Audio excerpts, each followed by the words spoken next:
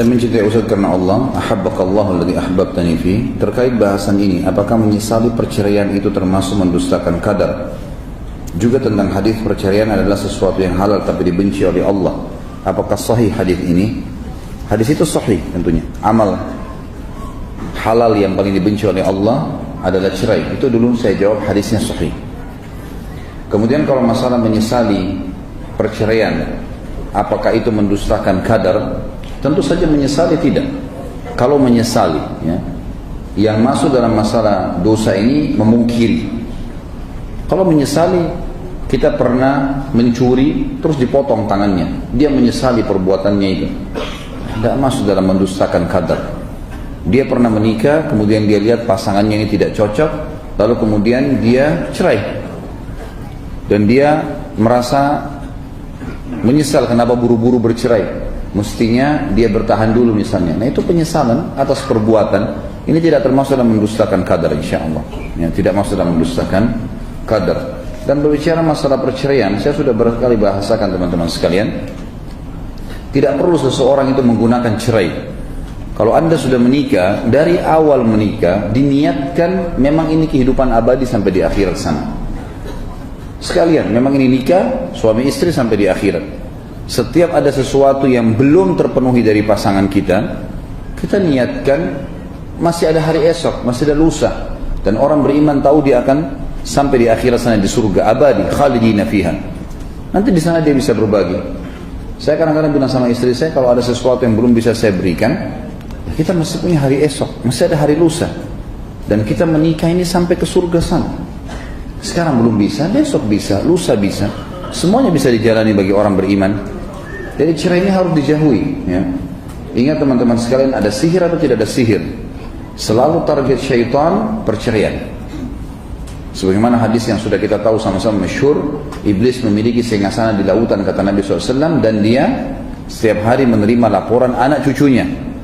Ada yang mengatakan berkelahi, membuat orang berkelahi, ada yang mencaci maki, ada orang yang mabuk, dianggap biasa oleh iblis. Nanti ada yang mengatakan saya menceraikan suami istri, barulah oleh iblis dianggap itu sebuah prestasi yang sangat besar, prestasi yang sangat besar yang semestinya ya dijadikan sebagai pegangan sebagai atau setiap orang beriman agar jangan sampai membiarkan syaitan itu masuk. Jadi jangan mudah kecewa dalam rumah tangga, jangan mudah putus asa. Kata Nabi SAW, orang mukmin tidak akan pernah membenci pasangan hidupnya yang mukminah, istrinya atau istri suaminya. Kalau dia menemukan satu kekurangan di satu sisi, dia akan mendapatkan kelebihan dari sisi yang lain. Kecuali memang masalah fatal ya. Misal seseorang itu terus terjerumus dalam maksiat, mabuk terus, suka memukul, tidak menjalankan kewajiban-kewajiban, istri yang nusyud, keluar rumah sembarangan, tidak izin, berselingkuh, berbuat zina. Nah itu lain, diingatkan tidak mau tobat, ya ini saatnya kita berpisah ya. Disitulah kita gunakan kalimat mulia cerai itu. Tapi kalau teman-teman kalau telat datang, lupa janji, sesuatu yang masih bisa ditoleransi, bisa diganti hari esok. Kenapa harus ucapkan kalimat cerai? Ya. Kenapa harus mengatakan pulangkan saya ke orang tua saya? Kenapa harus setiap suami mengancam, mengatakan kalau kau tidak begini saya akan ceraikan kamu? Kalimat ini sebenarnya nggak usah digunakan, karena ini masalah halal atau haram kemaluan pasangan kita. Ustaz mengatakan bahwasanya Allah memberikan kesempatan kepada Fir'aun untuk taubat, tapi tidak juga taubat. Pertanyaannya, bukankah sifat Fir'aun yang tidak mau taubat adalah takdir karunia Allah? Dan mengapa Allah memberikan kesempatan kepada Fir'aun, padahal sifat Fir'aun adalah ciptaan Allah itu sendiri? Jangan bingung dengan bahasan takdir. Untuk lebih jelasnya begini, saya sudah pernah jelaskan. Ini rincian agar mudah difahami masalah takdir. Ada yang sifatnya mutlak, ada yang sifatnya ikhtiar. Kalau yang mutlak memang gak ada campur tangan kita di situ. Lahir dari rahim ibu siapa, wajah kita seperti ini, gak ada pilihan. Ya sudah begini Allah ciptakan, ya terima. Mau putih, mau hitam, ya, mau sempurna, mau cacat, itulah takdir Allah mutlak. Kita gak bisa bangkang itu. Warna kulitnya, kemudian berapa helai rambut yang tumbuh, Kemudian sistem pencernaan, fungsi-fungsi anggota tubuh, mata melihat, telinga mendengar, mulut mengucap, lidah mengecap, tangan memegang, kaki melangkah, semua ini mutlak. Fenomena alam, pergantian siang malam, ya, musim silih berganti, jenis-jenis hewan, segala macam ini adalah takdir mutlak. Termasuk dalamnya adalah ajal. Kita nggak ada pilihan di situ. Orang tua kita nggak bisa milih. Kita lahir, ini ibumu, ini ayahmu. Mau buruk, mau baik, mau dari suku mana, pokoknya ini adalah orang tuamu. Lahir anak kita, ini anakmu. Nggak bisa kita menghindar darinya, mutlak semuanya. Allah sudah atur dengan kemahaadilannya. Ada yang takdir sifatnya ikhtiar, berhubungan dengan af'al ibad, perilaku sehari-hari. Seperti teman-teman sekarang datang di ta'lim ini pakai baju. Antum pilih baju warna masing-masing, ada yang hitam, ada yang biru, ada yang... Ini kan ikhtiar kita kan? Tadi juga datang ke ta'lim sini, bisa datang, bisa enggak. Itu juga ikhtiar. Tapi masuk dalam istilah takdir, cuma takdir ikhtiar. Maksudnya Allah catatkan di Lauhil Mahfuz dengan keluasan ilmunya Allah sebagai pencipta. Kalau si fulan pada hari ini, kalau saya ciptakan dia di umur ini, dia akan ke masjid ikut ta'lim, dia akan pilih baju warna itu, dia akan pilih makanan itu. Allah sudah catat di Lauhil Mahfuz dengan keluasan ilmunya. Makanya dikatakan waqad ahata bikulli syai'in ilma dalam ayat. Allah mengatakan Allah telah meliputi segala sesuatu dengan keluasan ilmunya. Seperti contoh hadis yang kata Nabi SAW, Allah pertama menciptakan pena dan berkata, catatlah. Pena berkata, apa yang saya catat wahai Tuhanku? Catat semua takdir yang akan terjadi. Sebelum kita diciptakan, semua sudah dicatat. Tetapi di sini yang mutlak Allah ingin dengan keinginannya, dengan keadilannya terjadi. Tidak bisa ada pilihan kita di situ. Sebagaimana saya kasih contoh tadi. Yang ikhtiar perilaku sehari-hari, makan, minum, tidur, masuk dalamnya menikah. Kita punya opsi menikah dengan si A, si B, si C. Kita pilih si B. Takdir ikhtiar kita. Kita sendiri yang milih kok. Tapi Allah sudah tahu kita akan pilih dia. Gitu kan? Ini namanya ikhtiar. Nah, kasus Fir'aun, dia kafir atau dia beriman, ikhtiar dia itu. Hah? Bisa nggak sekarang orang muslim dia bilang, naudzubillah, saya murtad. Dia bisa ucapkan itu. Kalau dia niat dalam hati itu, maka pindah agama. Ikhtiar dia kan. Dia bisa beriman. Orang kafir bisa sekarang setiap saat dia syahadat masuk Islam. Ikhtiar dia. Allah SWT berikan petunjuk sinyal untuk dia dapat hidayah, peringatan dari lisan orang, dia lihat fenomena alam, ada sesuatu yang terjadi, Allah ingatkan. Ikhtiar dia, gitu kan? Jadi Fir'aun pada saat dia memilih kafir, ikhtiar dia sebenarnya. Tapi Allah dengan sifat maha penyayangnya nggak mau hambanya masuk neraka. Masih dikirimkan Rasul. Apa kata Allah kepada Musa dan Harun alaihi wassalam? A'udzu billahi minasyaitonir rajim. Idhaba ila fir'auna wa qula lahu qawlan layyinan. Kalian berdua pergilah ke Fir'aun, coba ucapkan kalimat yang baik sama dia. Siapa tahu dia sadar. Allah SWT ingin, tapi ikhtiar dia, enggak, saya enggak mau, ngotot. Ya sudah, sekalian mati dalam keadaan kafir, gitu kan? Jadi seperti itu memahaminya. Allah menciptakan Fir'aun, menciptakan sifat-sifatnya, tapi Allah tidak menginginkan dia memilih sifat buruk. Buktinya Allah kirim kepada dia Musa dan Harun supaya dia jadi baik. Semua teman-teman sekalian, semua orang, termasuk orang-orang yang berbuat maksiat, tidak ada orang yang meninggal dunia kecuali sinyal hidayahnya Allah datang. Tidak ada, semuanya kata ulama, disepakati oleh para ulama, pasti datang kepadanya sinyal hidayah. Jadi misalnya dia berdosa, menyesal, dia merasa sumpah. Kalau dia larikan ke agama, dia dapat jawabannya tuh. Semua sumpah, suntuk teman-teman itu datangnya dari dosa. Taubat kepada Allah, dia akan tentram. Ala bidzikrillah tatmainnul qulub. Bukankah dengan berzikir, mengingat Allah, kembali ke jalan Allah, maknanya semua sama, gitu kan? Itu akan menenteramkan hati seseorang. Ya. Seperti itulah memahami masalah takdir. Jika qadha itu adalah sabar, maka kadarnya adalah tanda tanya. Tentu saja fa inna ma'al usri yusra. Antum kalau terjadi sesuatu, antum sabar, pasti ada titik klimaksnya, ada kadar. Nggak ada kadarnya. Itulah yang dari tadi kita bahas nih 1 jam ceramah menjelaskan masalah itu. Semua keputusan adalah keputusan Allah dan semua ada kadarnya. Baik Ustaz, ada orang sakit sampai mati nggak sembuh. Mana kadarnya? Mati itu kadarnya. Hah? Kan berhenti kan? Begitu dia mati berhenti penyakitnya. Itu kadarnya. Jadi memang begitu, semua ada qada dan qadarnya. Hati-hati jangan sampai memungkiri. Dan tadi kita bahas ini, jangan mendustakan qadar, ya. Sewaktu SD dulu saya memahami maksudnya mungkin ya, qada itu adalah takdir yang tidak bisa dirubah, sedangkan qadar takdir yang bisa dirubah sesuai ikhtiar.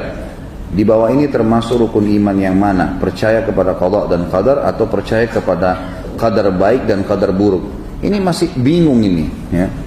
Nggak usah berbolak-balik di pertanyaan yang sama. Sudah paham belum yang tadi saya terakhir jelaskan nih? Hah? Mana suaranya nih? Paham nggak? Kalau pakai cambuk. Kalau nggak paham luar biasa. Sudah pakai bahasa Indonesia, sudah pakai mic, ada lampu terang, masya Allah. Nggak jelas juga gimana. Jadi jangan berputar-putar di situ. Pemahaman SD dulu lupain aja deh. Sekarang pemahaman di Nurul Iman. Di Blok M Senin akan lantai 7 ini. Jadi insya Allah sudah seperti apa yang saya jelaskan tadi. Karena ini sama jawabannya. Akan sama jawabannya dengan pertanyaan sebelumnya. Orang tua Ana adalah salah satu kepala daerah di salah satu kota. Ana sangat khawatir dengan kedudukan beliau sebagai pemimpin karena hidayah Allah belum menghampirinya. Saat pemilihan Ana terfikir dan berdoa agar beliau tidak terpilih karena terbayang apa ini? Terbayang bila beliau jika memimpin tapi tidak sesuai Al-Quran dan Sunnah. Ana selalu berdoa agar beliau diberi hidayah, dan jika sampai pada akhir hayat beliau belum mendapat hidayah, apakah memang qadar Allah adalah demikian?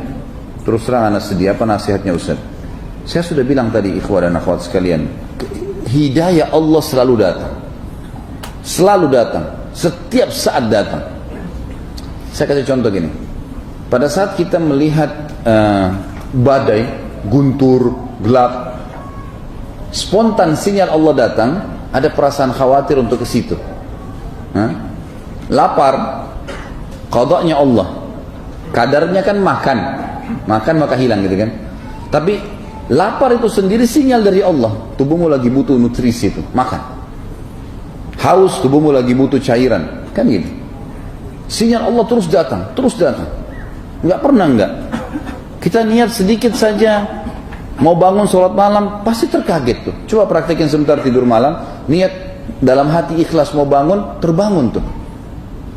Niat bahkan saya berulang kali, saya mau niat bangun jam 3 malam. Jam 3 saya bangun, lihat jam 3 subhanallah. Saya dengan niat, innamal a'malu binniyat. Allah SWT berikan.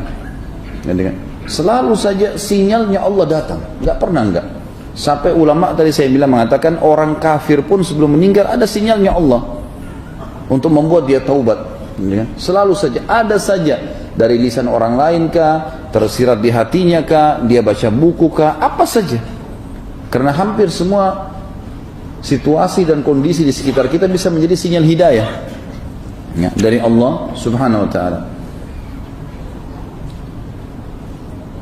Anak saya pernah berbicara dengan saya, ayah sekarang bukan lagi zaman Nabi SAW, jadi jangan kolot dong.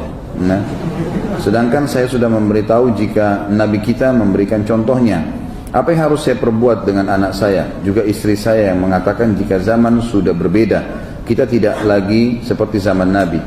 Maksudnya nggak usah ikutin Nabi. Nah, tidak ada istilah mengikuti Nabi SAW itu ketinggalan zaman.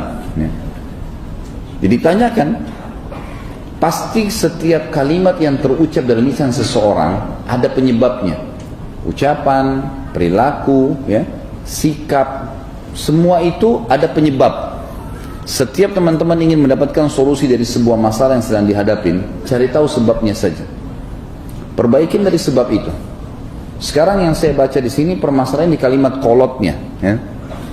Baik, tanya anak kita, duduk. Apa yang kamu maksud dengan kolot itu? Oh, ayah berjenggot. Yang biasa saya tonton di TV alat cukur jenggot. Itu modern TV. Nggak ada iklan suruh pelihara jenggot. Misal, kita tahu sebabnya kan? Ternyata gara-gara tontonan dia nih. Coba cari tahu sebabnya. Tanya saja. kenapa kolot? Apa yang kamu maksud dengan kolot? Istri tanya, apa yang dimaksud dengan kolot? Apa sih? Oh, karena saya selalu dibangunin sholat malam. Oh, berarti permasalahannya dia lebih suka tidur malam hari. Obatin di situ. Baik, ini baca nih hadis-hadis tentang fadilah sholat malam. Ini lihat nih, ini. Dijelaskan. Maka insya Allah dengan mengetahui inti permasalahannya, kita akan bisa memperbaiki permasalahan itu dengan izin Allah, gitu kan? Jadi insya Allah nih kalau saya lihat cuma karena masalah kalimat kolot dia saja. Dan pasti ada sebab kenapa anak anda mengatakan itu, kenapa istri mengatakan itu. Dan teman-teman juga saya perlu beritahukan satu hal ya. Bagi ikhwah dan akhwat yang baru sadar, maaf saya bahasakan ini, saya baru mengenal agama, baru taubat di jalan Allah. Jangan antum begitu semangat masuk di pengajian, sudah terasa ada ilmu, ada iman, dan ini tidak pernah kita berbagi ke istri, kepada suami, kepada anak. Lalu tiba-tiba kita ingin mereka seperti kita. Ini nggak mungkin. Ya? Misal gini, kita dulu nggak, jangankan sholat tahajud, sholat 5 waktu masih Senin Kamis, gitu kan? Nah, iya. Sekarang ikut taklim, masya Allah, sholatnya 5 waktu, iya sudah mulai sholat malam. Istri kita sama dulu, begitu juga modelnya, gitu kan? Baik, sekarang kita ikut taklim sudah paham, dia nggak ikut taklim, kita tiba-tiba mau ngajak dia seperti kita, nggak bisa ini, spontanitas, kecuali dia meniti jalan yang sama. Atau minimal kita berbagi dengan dia ilmunya. Kalau tiba-tiba gara-gara dia tidak mau sholat malam lalu kita langsung menilai dia buruk, nggak bisa teman-teman sekarang. Karena memang dasarnya kita dulu sama-sama dengan dia kan. Maka apa yang menjadi penyebab kita bisa meraih hidayah Allah itu, kita juga sampaikan kepada dia. Makanya saya bilang teman-teman sekalian, dan selalu saya ingatkan, jadikan majelis ilmu itu hiburan.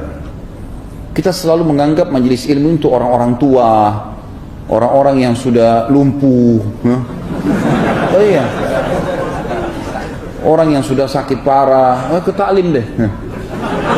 Kalau yang muda-muda di pinggir pantai, ke diskotik, ke bar, dah ubah. Majelis ilmu itu hiburan teman-teman sekalian, hiburan. Kalau tidak terhibur antum, tidak mungkin tidak merasakan ada manfaat. Mana mau duduk 2 jam dengarin, muka saya begini terus dilihat gitu. Bosan juga gitu kan.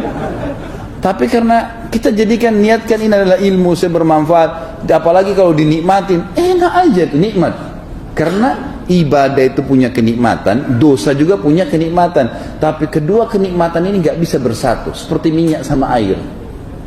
Kalau antum mau nikmatin ibadah itu, harus fokus ke situ dan tinggalkan lawannya. Karena kalau masih berimbang antara pahala amal soleh dengan dosa, maka kita tidak bisa khusyuk, nggak bisa nikmat ibadah itu. Kapan dia nikmat? Kalau keran dosanya ditutup, ininya ibadahnya terus dikerjain, nanti rate-nya naik. Kalau makin naik, kita makin tutup pintu dosa, nggak lagi nonton TV. Maaf, saya bahasakan ini, yang saya masukkan adalah acara-acara yang tidak baik, gitu kan? Yang sudah jelas-jelas bisa merusak akhlak kita. Kita tinggalkan, mulai sibuk tadinya cuma baca buku dongeng kosong yang tidak ada manfaatnya, baik sekarang baca buku tentang sahabat. Saya kan pernah bilang, coba mulai sekarang terapin teman-teman, setiap malam jangan tidur kecuali baca kisah satu sahabat. Anda laki-laki di sini, jadikan PR. Akhwat kita di belakang sana, jangan tidur kecuali baca satu kisah sahabiat. Setiap malam satu orang, yang ringkas saja. Tinggal ketik sahabat, mulai dari Abu Bakar, Umar, sahabat yang jamin masuk surga, pindah ke sahabat semua. Setiap malam jadikan PR, baca saja, cuman baca kisah mereka. Itu sudah punya pengaruh yang besar. Masalah kiprah mereka di jihad, masalah kiprah itu akan mewarnai kehidupan kita. Nanti itu akan mewarnai teman-teman sekalian. Nah, kalau kadar ibadah kita naik, terus sholatnya tetap yang biasa aja antum kerjain. Sholat 5 waktu, sholat sunnah, qobliyah, ba'diyah, puasa sunnah Senin Kamis, dan ibadah memang harus dipaksakan konsepnya supaya dia naik.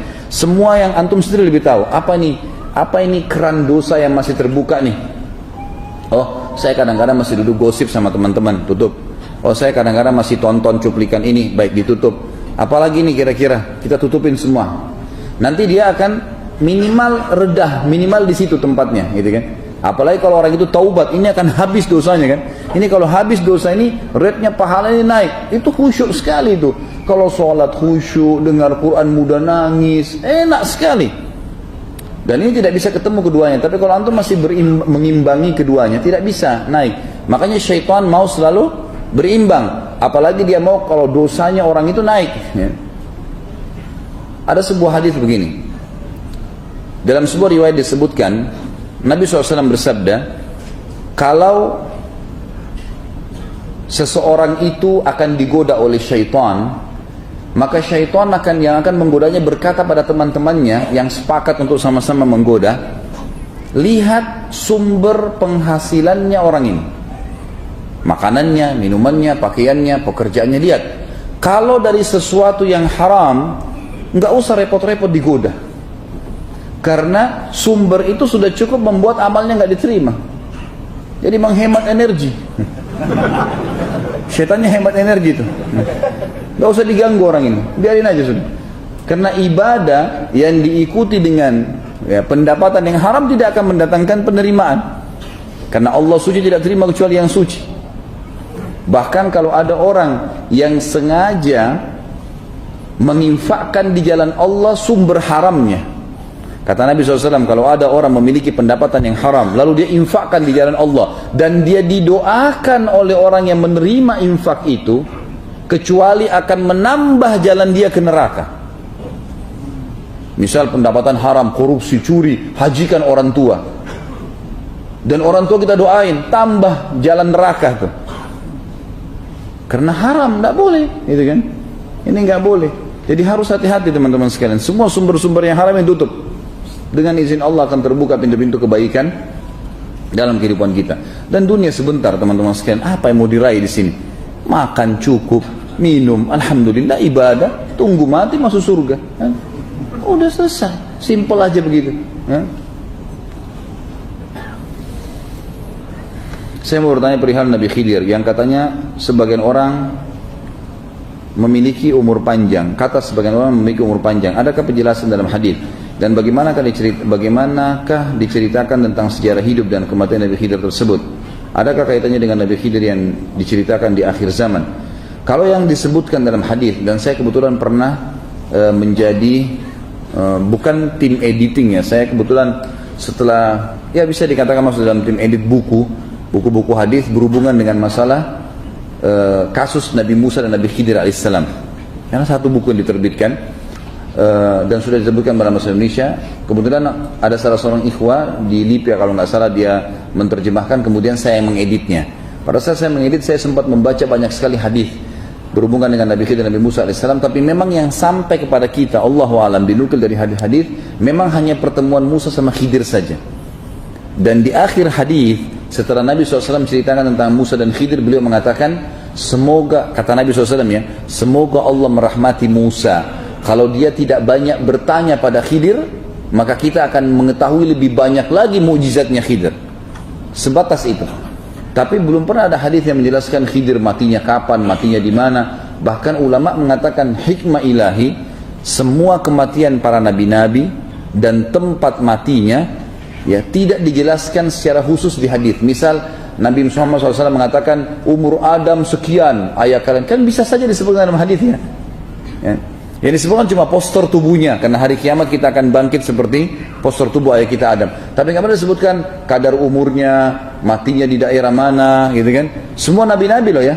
Dan kata para ulama, hikmahnya hanya kuburan Nabi Muhammad SAW yang sekarang jelas diketahui di situ kuburan Nabi, untuk membuktikan memang Nabi ini saja yang kalian ikutin. Gitu. Ada sebuah riwayat dikatakan seorang sahabat bertanya, ya Rasulullah, di mana kuburannya Musa? Apa kata Nabi SAW? Di sebuah gunung di Palestina yang kalau dari atas gunung itu dilempar batu, kadar kekuatan seseorang melempar batu. Gunungnya nggak disebutin, di ini dilempar kadar batu kemana? Nggak jelas. Maka berarti Nabi SAW memang tidak menyuruh kita khusus mencari kuburan para nabi-nabi, mendatanginya. Udah cukup kita tahu imani risalah mereka. Kuburan yang sampai sekarang jelas kuburan Nabi adalah kuburan Nabi Muhammad alaihi salatu wassalam.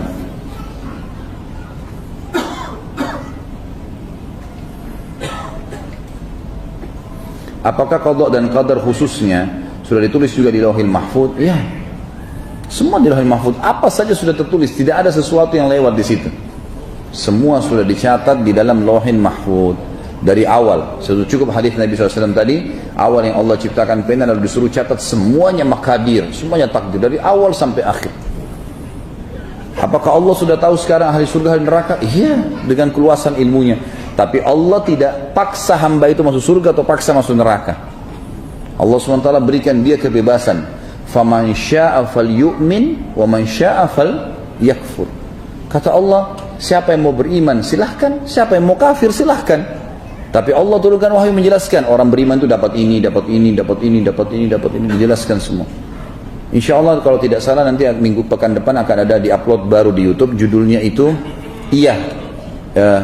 inilah hasil, inilah akibat perbuatanmu. Ada ceramah terakhir di Makassar kemarin di salah satu kampus, di depan teman-teman mahasiswa saya sampaikan masalah itu, inilah akibat perbuatanmu. Cukup banyak sekali dalil saya sampaikan di situ dengan hikmah dan izin Allah Subhanahu wa taala tentang apa manfaatnya orang yang beriman, dapat apa saja. Kemudian apa bahayanya orang yang durhaka kepada Allah. Allah menceritakan banyak sekali di situ tentang orang-orang beriman itu akan dapat seperti apa. Janji-janjinya Allah lah, pokoknya seperti itu. Dan memang Allah Subhanahu wa taala sudah catatkan semua itu di Lauhil Mahfuznya, semua sudah tercatat.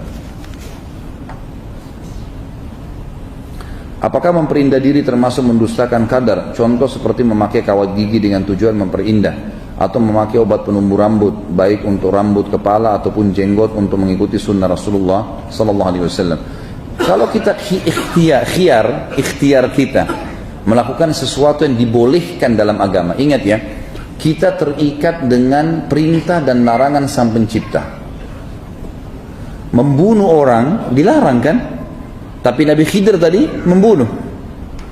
Perintah Allah di situ. Kita nggak boleh sujud, tidak boleh menghadap batu, tidak boleh menyembah batu ya, istilah gitu, sujud kepada batu misalnya. Tapi Ka'bah batu. Kenapa kita bisa sujud menghadap sana? Perintah ilahi ada di situ. Kalau perintah Allah ke pohon, kita ke pohon. Kalau ke laut, kita ke laut. Kalau sudah berhubungan dengan perintah Sang Pencipta, maka berarti itu bentuk ketaatan kita kepadanya, gitu kan? Seperti itu memahaminya. Jadi kalau misal seseorang lahir giginya bersusun, dan ini memang secara ikhtiar boleh dirapikan, dan Allah itu indah, innallaha jamil yuhibbul jamal, suka dengan keindahan. Asalnya umumnya manusia normalnya rata semua, baik boleh dikeluarin sama dia. Yang tidak boleh mengubah ciptaan Allah. Mukanya sudah begini, alisnya begini, diubah sama dia, dikerik semua, diubah, dinaikin, dilengkungin, apalah segala macam. Allah sudah tahu memang wajah antum alisnya ini yang cocok, nggak usah diubah. Memang matanya begitu ya sudahlah gitu. Allah akan kirim orang yang suka mata antum, nggak usah khawatir. Iya, nggak usah khawatir. Mulut saya begini, ya sudah, Allah akan kirim orang yang suka mulut antum nanti begitu. Nggak usah khawatir, Allah Maha Kuasa, gitu kan? Jadi kita harus bisa menerima poin-poin seperti itu. Nah. Jadi berarti di sini boleh ya, boleh saja. Termasuk di sini menggunakan obat selama obat itu adalah obat yang benar, tidak ada campuran-campuran yang haram untuk numbuhin rambut misalnya. Tidak memungkiri takdir, karena dasarnya rambutnya ada, gugur, dia ingin tumbuhkan, gitu kan? Tapi bagi teman-teman yang botak, maaf saya bahasakan ini, nggak usah khawatir. Kalau dalam pepatah-pepatah bahasa Arab itu malah dianggap sebuah prestasi kalau botak itu. Loh iya. Sudah tahu belum kalau Umar bin Khattab itu kepalanya botak radhiyallahu anhu? Iya. Dan dalam pepatah bahasa Arab dikatakan, di antara terjemahannya begini: hai orang-orang yang botak, janganlah kalian merasa sedih, karena setiap kali orang yang punya prestasi kepalanya selalu botak.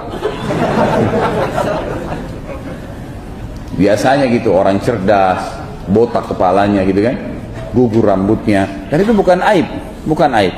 Kalau antum botak, ada Allah kasih orang yang suka botak itu. Tapi boleh nggak kita tumbuhin rambutnya? Boleh saja, tidak ada masalah. Tapi tidak usah semuanya dipungkiri. Kuasa Allah Subhanahu Wa Taala, Allah yang ciptakan, gitu kan.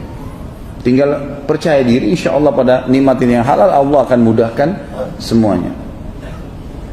Apakah doa itu bisa merubah takdir yang telah Allah Subhanahu Wa Taala tetapkan? Ada hadis Nabi SAW yang berbunyi, tidak ada yang bisa merubah takdir kecuali doa, gitu kan?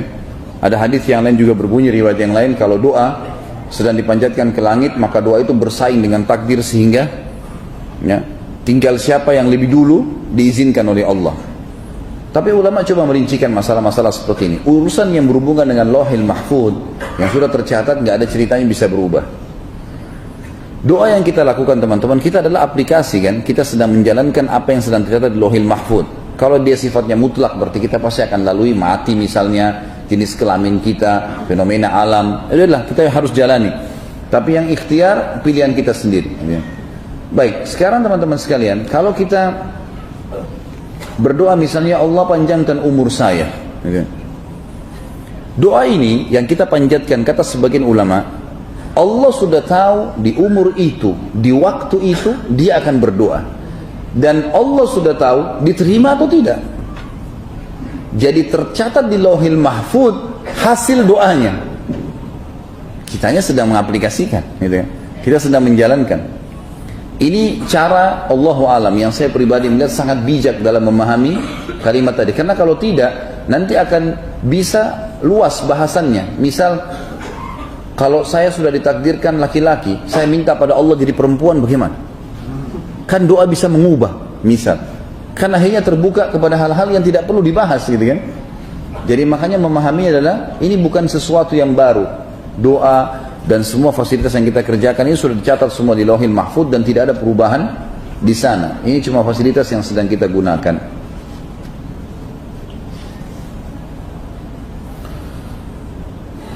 Bagaimana cara kita mengetahui bahwa itu merupakan sebuah takdir yang tidak bisa diubah?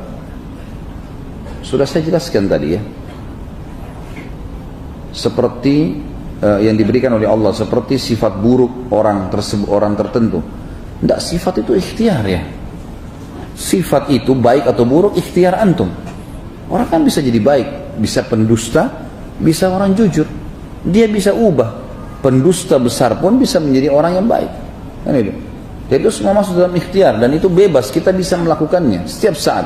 Kita bisa mengubahnya dan sudah dijanjikan janji-janji positif bagi orang yang taubat, orang yang beramal saleh, dan juga ancaman bagi orang yang berbuat dosa.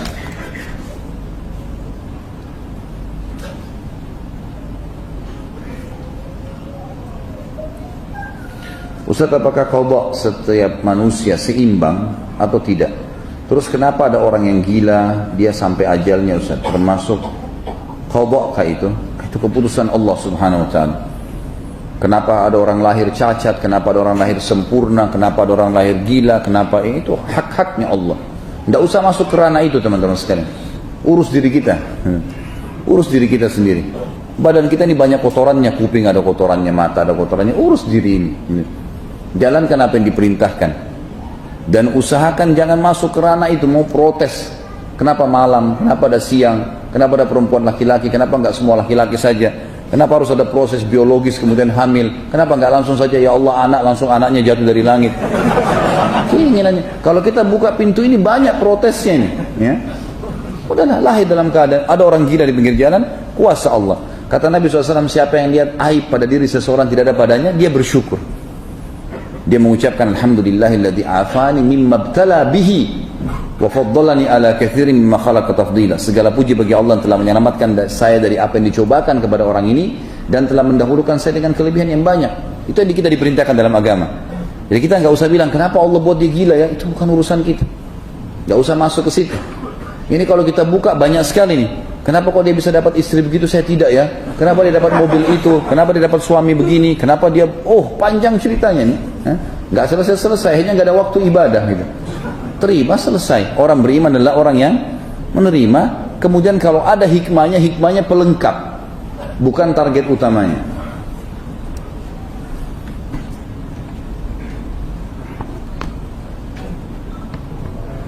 Saya nggak paham ini pertanyaannya. Mesti lebih jelas ya. Jika Allah sudah menciptakan qada dan qadar manusia, kenapa Allah menciptakan manusia di mana Allah sudah mengetahui nanti? Jangan masuk ranah itu. Gini rasionalnya. Saya punya perusahaan, saya bangun 5 lantai, saya pasangin AC, semuanya bagus, karpetnya saya kasih warna biru, kacanya biru, semua serba biru, karena saya suka warna biru. Ada pegawai, saya buka pendaftaran, pegawai datang semuanya. Begitu masuk bekerja, saya jelaskan pekerjaannya 1, 2, 3, 4, 5, gajinya ini. Silakan kerja ini, ruangan masing-masing. Begitu pegawai datang, dia datang, Pak, kenapa warna biru Pak karpetnya? Kenapa Bapak buat 5 lantai bangunan ini? Kenapa Bapak mau terima pegawai 30 orang? Kenapa kamar mandinya jumlahnya cuma 2? Kenapa? Jawaban saya terakhir apa? Ini punya saya. Hah? Benar nggak? Ini punya saya. Kamu datang di sini kerja, selesai. Gitu kan? Kurang lebih seperti itu. Faham? Alhamdulillah. Makin lama makin pintar itu. Rupanya harus contoh kantor dulu ya. Hukum pedagang yang tidak mau apa ini? Kasih orang yang ingin berdagang barang dagangan yang sejenis, beli barangnya di mana dengan dalih takut nanti jadi saingan. Apakah itu memang takdirnya orang itu untuk tidak dikasih tahu beli barangnya di mana? Itu ikhtiar. Itu ikhtiar dia. Kenapa harus takut itu? Hah? Makin banyak orang, saya subhanallah punya pengalaman pribadi ya. Di Makassar, saya dari kecil suka melihat di daerah dekat Pantai Rosari di Makassar itu ada toko emas banyak sekali.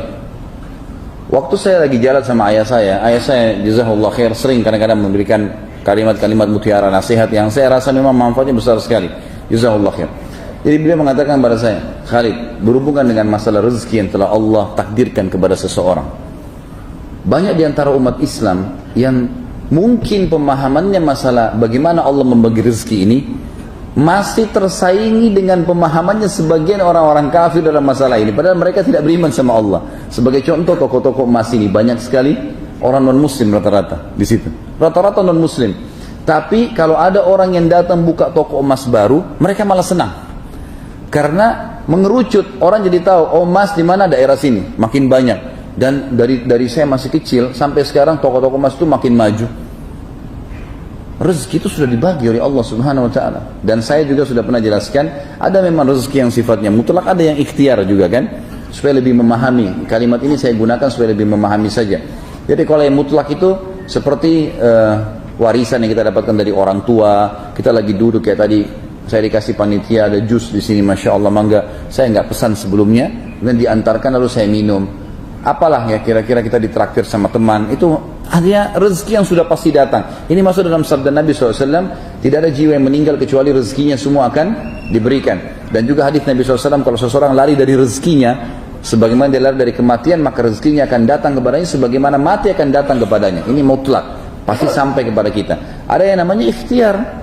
Ikhtiar ini memang rezeki ikhtiar ini, dia akan bertambah kadar rezeki kita kalau kita punya ikhtiar. Seperti orang sekolah S1 sarjana supaya bisa bekerja dapat duit, sudah pintar mau lagi S2 supaya kalau di kampus mungkin dia ngajar lebih tinggi gajinya, S3 nanti profesor, tulis beberapa karya ilmiah dan seterusnya. Atau orang punya satu butik kemudian dia pelajari, dia punya ilmu, dia buka lagi 5 butik, 10 butik cabang, akhirnya dia bisa menguasai. Ini ikhtiar dia, ini adalah ikhtiar dia. Ini boleh saja dia lakukan ikhtiar-ikhtiar. Tapi kalau dia misalnya takut tersaingi, dalam arti kata takut tersaingi ini tidak perlu orang lain buka di sebelahnya karena takut nanti rezekinya, ini pemahaman yang keliru. Dan kita tahu memang dari zaman dulu ya, pemetakan pasar itu seperti pasar untuk sembako atau pasar untuk kebutuhan sehari-hari selalu ada, memang berdekatan semua. Penjual beras berdekat-dekatan, penjual ayam berdekatan, tapi semua mendapatkan rezeki. Jadi tidak perlu khawatir soal seperti itu. Insya Allah enggak masalah. Kalau ada orang bertanya beli dari mana, kalau kita tahu dalam Islam, kita kalau tunjukkan orang kebaikan dapat pahala tidak? Baik, tunjukkan, enggak ada masalah. Jadi kan Allah Subhanahu wa taala tahu menilai kadar keikhlasan kita itu. Saya ingin sekali berjenggot. Berbagai usaha sudah saya lakukan seperti pakai minyak kemiri, digosok pakai glide, ya, diusap-usap pakai tangan, tapi tak kunjung tumbuh. Apakah ini termasuk takdir Allah? Dan apakah saya mendapatkan pahala sunnah orang yang berjenggot jika tidak berjenggot gitu ya? Tentu saja ya, takdir Allah SWT. Kalau kita sudah ikhtiar lalu tidak bisa, ya sudah. Sama dengan orang yang postur tubuhnya pendek, berusaha tinggi tidak bisa-bisa, ya sudah, kuasa Allah Subhanahu wa taala. Kita sudah ikhtiar, sudah selesai, tawakal kepada Allah Subhanahu wa taala. Tapi kalau sudah niat baik, insya Allah dicatat pahala oleh Sang Pencipta Allah. Ini luar biasa, ini orang berusaha untuk tumbuh jenggot. Ada jenggotnya dipotong-potong. Manusia memang aneh-aneh ya. Ibu saya pernah baca buku-buku tanda-tanda kematian. Sekarang dia sakit asam lambung dan seolah-olah dia akan meninggal saat ini, dan selalu berpesan kepada anak-anaknya. Bagaimana sikap saya kepada ibu saya agar dia tidak selalu berpikiran merasa ingin meninggal, terkait tema hari ini tentang qada dan qadar. Doakan ibu saya Ustaz agar disembuhkan dari penyakit. InsyaAllah semoga Allah angkat penyakitnya dan seluruh muslimin dan muslimat juga diangkat permasalahan dan penyakit-penyakitnya. Kalau masalah mati sudah pernah saya jelaskan. Kalau ada seseorang yang selalu memiliki perasaan mengingat kematian, itu tanda-tanda keimanan teman-teman sekalian. Jangan dibuang itu. Karena untuk memunculkan perasaan akan mati, kemudian akhirnya terdongkrak untuk beribadah kepada Allah, itu adalah tanda-tanda keimanan. Karena kenapa banyak orang-orang yang berfoya-foya, orang yang berbuat maksiat, kenapa mereka berani melakukannya? Karena mereka tidak berpikir akan mati. Mati itu hanya akan datang kepada orang yang memiliki keimanan. Itu sudah satu hal yang positif. Nanti kalau saya mati bagaimana ya? Nanti akan begini. Itu selalu sampai sebagian ulama salaf menggali liang lahat di belakang rumah mereka untuk mengingat kematian. Setiap malam masuk, duduk, nanti kemudian dia masuk ke kamarnya tidur sehingga tidak pernah ketinggalan sholat tahajud. Seperti itulah memang. Ya. Jadi ini tanda keimanan. Kalau menurut saya tinggal ditunggangin keadaan ini untuk memotivasi ibu anda ini supaya rajin beribadah. Dukung ibadah-ibadahnya, berikan sejadah yang baru, berikan mukena yang baru, mungkin berikan Quran yang besar, dia mau baca, dukung apa saja, apa yang dia minta kita berikan, kesempatan berbakti. Kalau saya ini malah positif, jangan malah berharap itu dihilangkan, gitu kan? Tidak usah. Itu yang pertama. Yang kedua, masalah mati, kita bisa ingatkan, ini anda bisa mengingatkan ibu antum, bisa ingatkan ibu antum, atau untuk kita juga semua teman-teman sekalian. Bagi orang beriman, mati itu bukan akhir segala-galanya, tapi awal segala-galanya. Bagi orang beriman, karena kita akan menerima hasil. Ini nanti antum dulu di majelis ilmu, sholat berjamaah, apa saja ibadah yang sedang kita kerjakan teman-teman, mati itu akan membuat kita melihat hasilnya. Kegembiraan seseorang bisa mengetahui hasil daripada perbuatannya, gitu kan? Sama kita ujian, kita sudah sekolah bertahun-tahun, 1 tahun misalnya, atau 2 tahun, 5 tahun, atau 7 tahun kita sekolah, kemudian kita di ujian untuk menentukan hasil kita. Setelah kita ujian, datang ujian tersebut, lalu kemudian kita menunggu hasilnya. Seperti itulah, kematian itu seperti ujiannya. Kemudian dia akan melihat hasilnya. Kalau orang beriman tidak akan pernah khawatir. Makanya pernah saya jelaskan, para sahabat ridwanullahi alaihim, itu kalau ada di antara mereka yang mau meninggal, mereka malah saling datang menyampaikan berita gembira. Berita gembira lah buat kamu ya, kamu akan meninggal. Sebentar lagi kau akan lihat hasil daripada perbuatan baikmu. Kau akan melihat ibadah itu, kau akan masuk surga, kau akan bertemu dengan Nabi SAW. Mereka saling menyampaikan berita gembira. Karena orang beriman, mati itu awal segalanya bagi mereka. Yang perlu khawatir menghadapi kematian memang orang kafir, orang fasik. Karena memang jelas ujung-ujungnya dia akan masuk ke neraka, akan disiksa. Jadi bagi orang beriman tidak ada sesuatu yang perlu dikhawatirkan. Kalau misalnya ibu anda mengatakan, nak sebentar lagi mungkin kalau ibu mati, ibu berharap begini. Oh iya ibu, baik. Mudah-mudahan Allah berikan ibu umur panjang, kami masih sempat berbakti. Dan ibu mati itu sebenarnya bagi orang beriman hanya pindah alam kok. Ibu akan menuju ke kehidupan abadi. Mungkin ibu, mungkin saya, mungkin kakak, mungkin adik lebih dulu. Tapi insya Allah dengan tiket yang sama iman dan amal soleh kita akan ketemu di sana. Ya? Selalu begitu motivasinya. Di kalangan keluarga saya sering ada kepercayaan tentang hari yang buruk dan pada hari tertentu tidak boleh bepergian dikarenakan percaya akan adanya bahaya pada perjalanan. Apakah termasuk mendustakan takdir dan bagaimana cara menasihati mereka? Ini termasuk perilaku jahiliyah. Zaman jahiliyah dulu para orang-orang di Mekah begitu, ya. Mereka punya tatayur, menggantungkan nasib pada benda, gitu kan. Ini sudah selesai terakhir ini.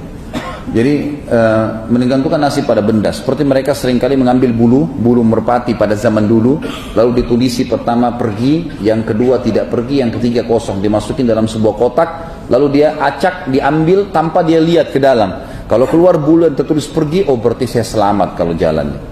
Apa hubungannya dia selamat dengan bulu? Gak ada hubungannya sebenarnya. Ini tradisi jahiliyah dulu kan. Kemudian kalau keluar jangan safar atau jangan pergi, berarti dia kalau dia paksakan pergi akan ada kecelakaan menurut keyakinannya. Kalau keluar bulu yang kosong, dia harus mengulangi Cari salah satunya sampai ada pergi atau tidak pergi. Seperti itulah keyakinan mereka. Maka ini teman-teman sekalian perbuatan jahiliyah, tidak boleh. Tatayur namanya, menggantungkan nasib pada benda. Itu satu sisi. Sisi yang lain, tidak ada namanya hari buruk dalam Islam. Yang ada hari lebih baik daripada hari yang lainnya, iya. Seperti Jumat lebih mulia daripada hari yang lain. Sebagaimana sabda Nabi SAW, Jumat adalah hari yang terbaik semenjak diciptakan langit dan bumi. Memang sudah begitu. Kata Nabi SAW, Yahudi memilih Sabtu, Nasrani memilih Ahad, dan aku diberikan petunjuk oleh Allah untuk memilih Jumat sebagai hari raya umatku. Memang itu ada hari lebih baik dari yang lainnya. Tapi hari sial, hari buruk nggak ada ini. Makanya dalam hadis yang sahih, riwayat Bukhari, hadis qudsi, Allah SWT berfirman, La tasubbud dahar fa innid dahar. Jangan pernah kalian mencaci maki waktu, diantaranya menganggap sial waktu itu. Karena akulah penciptanya. Akulah penciptanya. Jadi tidak ada ini, harus dihapus ini. Nggak ada namanya hari sial. Mau pindah rumah, mau beli barang, beli saja, bismillah, kapan ada rezeki jalan. Tawakal Allah, yang penting sumbernya halal, produknya halal, sistem yang dipakai halal, jalani. Ya, simpel, begitu Islam, ya.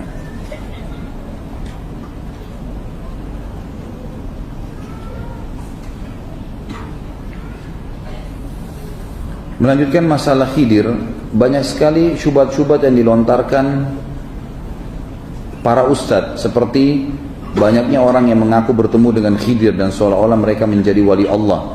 Pertemuan Nabi Khidir dengan Syekh Abdul Qadir Jailani, juga ulama-ulama sekarang, syubhat dan seterusnya, ya.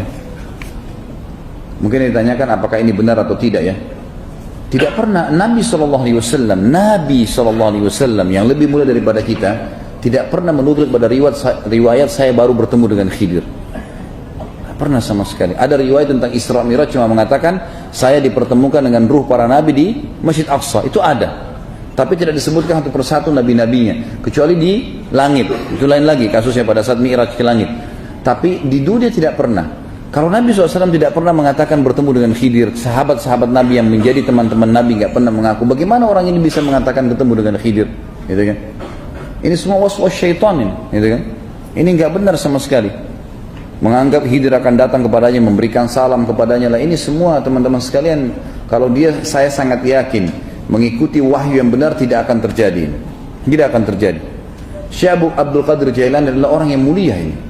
Ini adalah salah seorang dari mazhab Hanafiyah yang terkenal dengan ilmunya, tapi banyak orang salah gunakan namanya orang ini, ya, rahimahullah. Ini orang yang luar biasa sebenarnya dalam ilmu fikih, dalam ketaatan, tapi disalahgunakan. Akhirnya orang melukis-lukis, dianggap fotonya segala macam, kemudian dikatakanlah malam Jumat ruhnya bisa datang. Teman-teman sekalian, ruh tidak akan pernah kembali ke dunia, titik.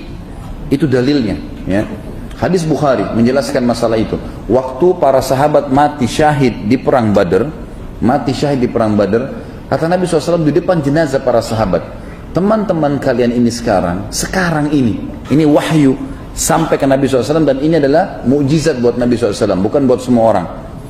Ini teman-teman kalian sekarang sedang berbicara dengan Tuhannya. Mereka berkata, ya Allah, kembalikan kami di dunia, bukan untuk ketemu sama istri sama anak, kembali dagang, kembali hidup, enggak, kembali beraktivitas biasa, supaya kami ikut berperang lagi, kemudian kami terbunuh lagi.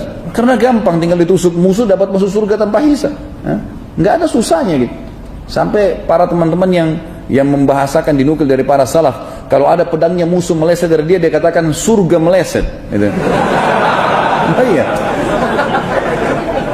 Orang tidak boleh sengaja bunuh diri, tapi kalau memang musuhnya berhasil lewatkan, berarti lewat surga. Tadi kalau kena saya masuk surga. Ada sahabat pernah ngantar suratnya Nabi SAW ditombak oleh orang-orang Persia, mati. Lalu dia mengatakan fuztu birabbi Ka'bah, ya. Saya menang atas nama Tuhannya Ka'bah, maksudnya Allah Subhanahu wa taala. Orang-orang Persia bilang, ini orang aneh, ditombak, berdarah, mati, dia bilang saya menang. Mereka telusurin, apa sebabnya ini? Kenapa orang Islam ini kalau mati malah gembira? Baru mereka dapat informasi ternyata kematian itu akan masuk surga kalau dibunuh sama orang kafir begini dan begitu. Mereka dapat informasinya sangat bagus sebenarnya, gitu kan? Jadi teman-teman sekalian, masalah orang yang mengaku bertemu dengan Khidir ini, bertemu dengan Abdul Qadir Jailani rahimahumullah, ini alaihissalam tadi Nabi Khidir, ini semua adalah khurafat-khurafat yang dibuat dan tidak ada sama sekali. Tidak pernah. Dan para sahabat Nabi SAW tidak pernah seperti itu. Akhirnya Nabi SAW tadi mengatakan dalam riwayat, setelah itu Allah berfirman kepada mereka di Badr, sudah menjadi sunnahku, hukum peraturanku, tidak mungkin orang yang mati kembali lagi. Anda boleh kembali kepada riwayat perang Badr di riwayat Imam Bukhari. Jelas sekali kok itu. Ya. Sudah menjadi hukumku, gitu kan? Tidak mungkin orang yang sudah mati kembali lagi ke dunia. Maka mereka berkata, ya Allah kalau begitu, sampaikan saja berita gembira kepada saudara-saudara kami yang belum mati syahid, agar mereka nggak usah takut. Perang saja mati, mereka akan dapat kok. Lalu Allah turunkan Al-Qur'annya. A'udzu billahi minasyaitonir rajim wa la tahsabanna alladziina qutilu fi sabilillahi amwata. Jangan kalian pernah mengira orang-orang yang terbunuh di jalan Allah mereka mati. Bal ahya'u inda rabbihim yurzaqun, tapi mereka hidup dan mereka di sisi Tuhan mereka diberikan rezeki. Ini turun kepada sahabat-sahabat yang mati di perang Badar. Farihina bima atahumullah min fadli. Mereka sangat gembira dengan apa yang Allah berikan kepada mereka.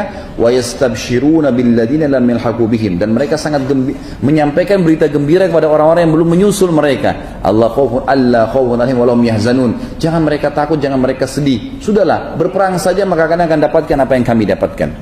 Tapi di sini menjelaskan, kalau ada ruh yang bisa kembali teman-teman sekalian, yang lebih berhak kembali adalah orang-orang soleh seperti ini. Tapi Nabi SAW mengatakan, Allah berfirman pada mereka sudah menjadi hukumku, tidak akan kembali lagi di dunia. Itu penyampaian. Dan ini subhanallah, karena dikembangkan poin-poin seperti ini, akhirnya ada orang yang ditipu oleh syaitan. Dia kira ruhnya ayahnya datanglah, dia kira ini, dia kira itu. Sebagai penutup saya berbagi, pernah saya isi pengajian, juga pernah saya sampaikan kisah ini, tapi saya ulangin untuk penutup bahasan kita. Saya isi pengajian di satu rumah, dan rumah itu Masya Allah sangat besar di kota Makassar pada saat itu. Kemudian semua keluarganya hadir. Ini waktu awal-awal saya balik dari Madinah, sekitar tahun 2000-an ya, tahun 90-98 saya kembali, sekitar tahun 2000 pengajian ini. Kemudian semua hadir di pengajian. Tiba-tiba ada satu anak perempuan lewat di dekat kolam renang agak jauh. Terus saya tiba-tiba tidak tahu kenapa saya ingin bertanya. Saya bilang sama yang punya rumah, Pak, ini semua sudah hadir. Dia bilang sudah hadir. Perempuan yang jauh sana lewat itu siapa, Pak? Oh, itu anak saya, Ustaz. Kenapa tidak hadir, Pak? Biasanya kan memang ada tempatnya sendiri, dipasangin hijab sendiri. Jadi memang ada orang yang tidak hadir. Dia bilang semua orang rumahnya sudah hadir. Saya juga waktu itu tidak tahu kenapa saya bertanya gitu ya. Bilang itu anak saya. Terus kenapa nggak hadir, Pak, di pengajian? Oh, anak saya itu berbeda, Ustaz. Berbeda kenapa, Pak? Dia kalau malam Jumat sering kedatangan ruh kakek saya. Gimana ceritanya, Pak?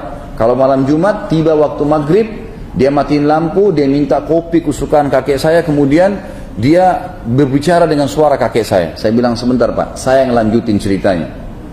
Kaget dia, kok bisa Ustaz lanjutin? Ya sebentar. Kalau yang saya sampaikan sebentar lagi ini benar, berarti percaya itu dari syaitan. Ya bilang silakan Ustaz, baik. Pasti nanti akan keluar suara kakeknya. Kemudian dia akan sebutkan nama masing-masing orang yang di rumah sini. Benar? Iya benar. Baik.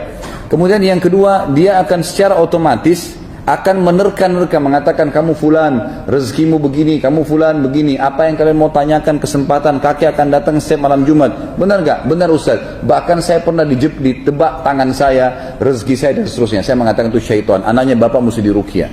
Itu sudah menjadi teori syar'i. Ini syaitan yang masuk was-was, menganggap ruh kakeknya datang. Ya. Padahal tidak pernah ini. Kalau ini sebenarnya ada teman-teman sekalian, maka yang bisa terjadi, Nabi SAW datang sekarang kepada umatnya, nasihatin kita yang salah. Ini kenapa kau buat yang saya tidak perintahin? Kamu bukan apa begini? Tapi enggak sama sekali. Waktu Nabi SAW meninggal, semua sahabat sedih nangis. Kenapa sedih nangis? Karena Nabi sudah enggak bakal ada. Udah selesai. Jadi kita harus berjuang sendiri nih menerapkan syariatnya. Padahal Nabi SAW bisa datang lagi kan? Bisa saja. Tapi tidak terjadi. Jadi jangan tertipu dengan hal-hal yang seperti ini, berbahaya. Secara individu saya berbicara. Saya tidak bicara masalah kelompok, secara individu saya mengatakan hati-hati teman-teman dengan godaan syaitan yang seperti ini, sehingga akhirnya menyesatkan kita dari jalan Allah. Abu Bakar, Umar, sahabat-sahabat Nabi yang mulia, mereka tidak pernah menukil satupun riwayat kepada kita kalau mereka pernah bertemu dengan para nabi-nabi atau ruh-ruh seperti ini. Mereka menjalankan apa yang sudah Nabi SAW janjikan dengan keyakinan, selesai. Mereka jalankan itu. Allahu a'lam. Kalau ada benar dari Allah, kalau ada salah dari saya mohon dimaafkan. Subhanakallahumma bihamdika asyhadu an la ilaha illa anta astaghfiruka wa atubu ilaik. Wassalamualaikum warahmatullahi wabarakatuh.